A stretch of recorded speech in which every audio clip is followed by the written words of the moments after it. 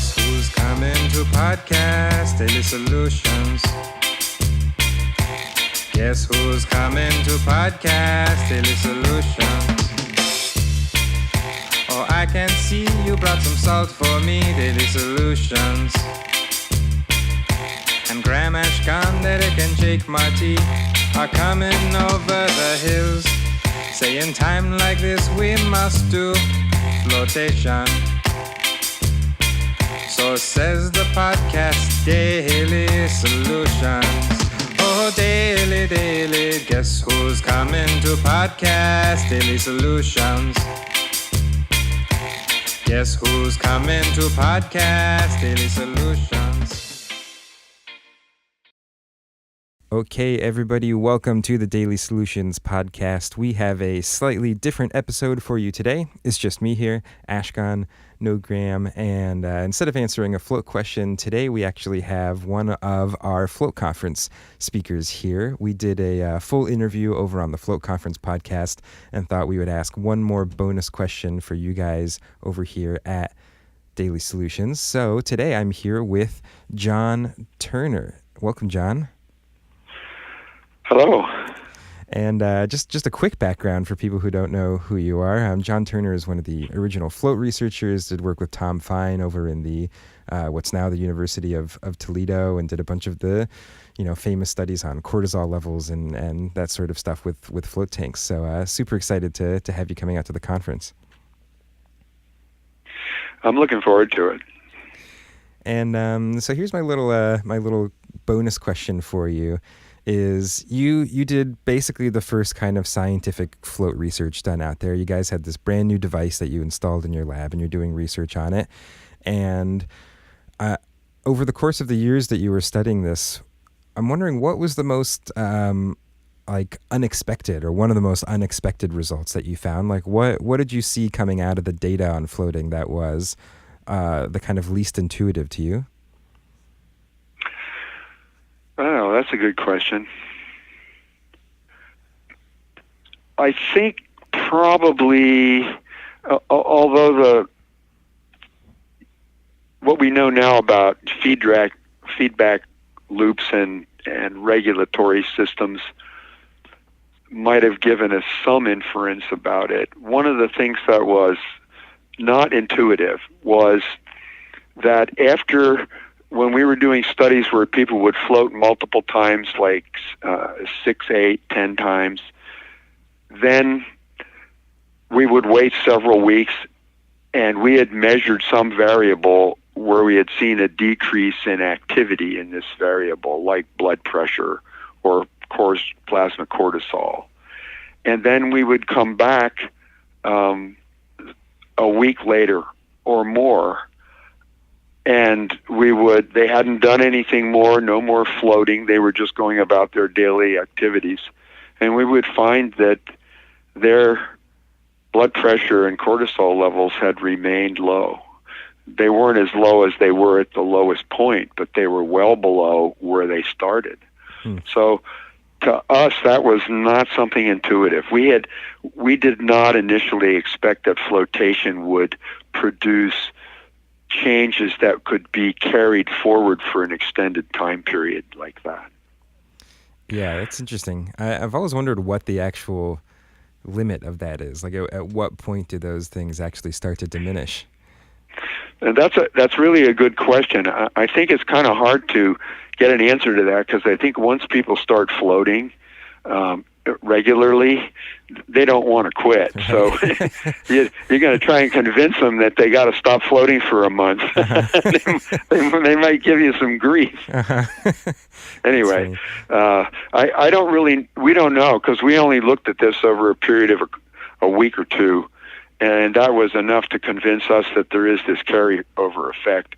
But as far as I know, there haven't been any long-term formal studies done with it. It would be worthwhile finding out, because it could help people to judge how frequently they want to float. Yeah. Every person has their own program as to what they can afford and what they want. And, I really don't know what it is for a lot of people that makes them decide they're going to float once a week or once a month or 3 times a week.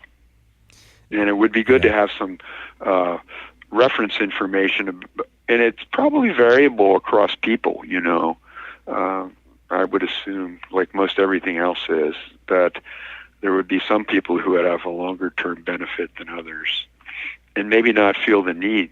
It would be interesting to determine what the individual person feels is when they start feeling the need to float. People will sometimes say, "Boy, I really need to float." Yeah. and that says something right there about, for that person, what the interval is for them. So, but there's no formal study, so it would be a really interesting thing to test. Yeah, in my experience, like one thing I've noticed from running a float center is that when you have people coming in who have this acute need of floating, they something's going on in their life, they've tried floating, it totally clicks and is helping them with that thing. I mean, we have people all of a sudden start floating with huge frequency. They're in our place twice a week, 3 times a week, and they're doing that for months. And then those people tend to hit a point after 3, 4, 5 months where they start to slow it down. This is something I've noticed kind of over and over again, is they have this like acute need, float a huge amount of times for a concentrated period of time, and then it seems like they're in a better place with what they were dealing with and kind of pull it back to once a week or once every other week. So it might also be based on something like that, the greater thing that's going on with you that the floating is helping with, perhaps for short bursts of time you're doing heightened frequency of floating, and then it becomes more of a kind of regular just maintenance thing. Yeah. And that's pretty common with medications, so, where people initially have to take higher doses, and then they work it down to a dose that's less frequent and lower dose that they can take for a long time. Uh-huh. So, I mean, there's precedent in healthcare for that kind of a perspective.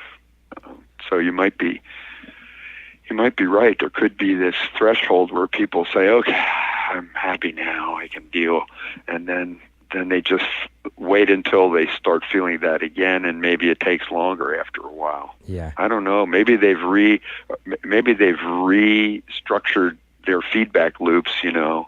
Maybe allostasis has taken place, and they're now their own body is anticipating the next stressor and adapting better to it. I don't know. Those kinds of things are questions that could be empirically challenged. They could be answered, but it would require people who have background training and the money to do it. Yeah. And I'm curious how much another thing I've noticed is that when people start doing these huge kind of amounts of floating, is they often start changing other things in their lives as well. We have people coming in who are floating 2-3 times a week, and they're like, "Yeah, I started swimming every day, and I'm living like eating better, and I quit smoking," and like it's almost like a self-empowering sort of thing that leads you to realize you can make other changes in your life. So I wonder how you'd have to try to like control for stuff like that. Yeah, I don't know how, but I certainly wouldn't be surprised that a study could be set up that would take into account a whole bunch of variables that could be sort of like that, to limit them, and then really see what's really going on in terms of, is there a physiological basis to this? Are there receptors that are being now occupied at the right rate Yeah. for something somewhere? Yeah.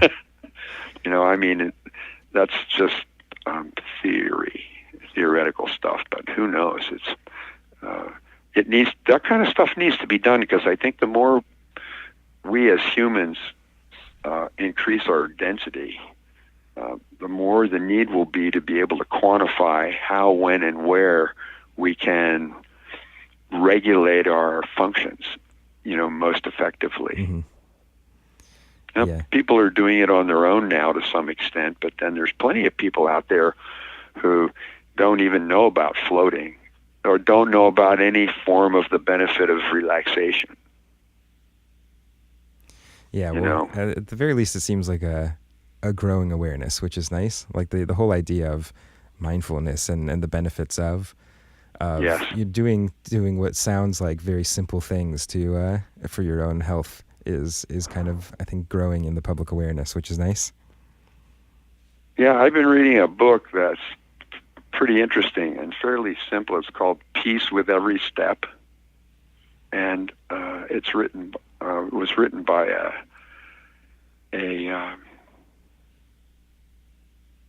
a monk from Thailand, I believe, or maybe Vietnam. Excuse me. Anyway, it's a fairly simple set of directives, but it does that. It addresses mindfulness. And I keep thinking the tank is a great place to have that experience. Mm-hmm. Yeah, and there's this other thing that actually one of our past conference speakers spoke about, called the healthy mind platter. I don't know if you've seen that at all. No. It's kind of like an attempt to mimic the food pyramid, or at least the better version of the food pyramid, with mental health. So it's from a very kind of quantified, empirical sort of perspective of the people who made it. So they kind of break down, I forget what it is, 8, maybe 9 different aspects of mental health, and kind of define them, and have, studies to kind of support each one of them. And, there are different ways, different things that you can do, from floating kind of falls into I think they call it time out, like spending time just like decompressing, versus, doing things that are more vigorous mental exercise and stuff like that they think leads to a healthy mind. What's it called again? I'm writing it down. The healthy mind platter. It's a really interesting little diagram, and then supporting information. Cool. I'm going to check it out. Yeah. Cool. Well, excellent. Yeah. Super great to have you on here, and very excited to have you out at the Float Conference. Yeah. Looking forward to it.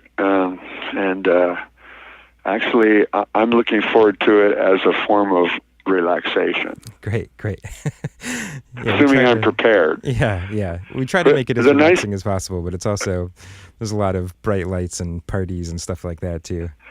Oh, that's okay. It's as long as it's not deadlines. Excellent. Yeah. Great, John. We'll see you in a couple weeks. Yeah. Take care, Ashkahn.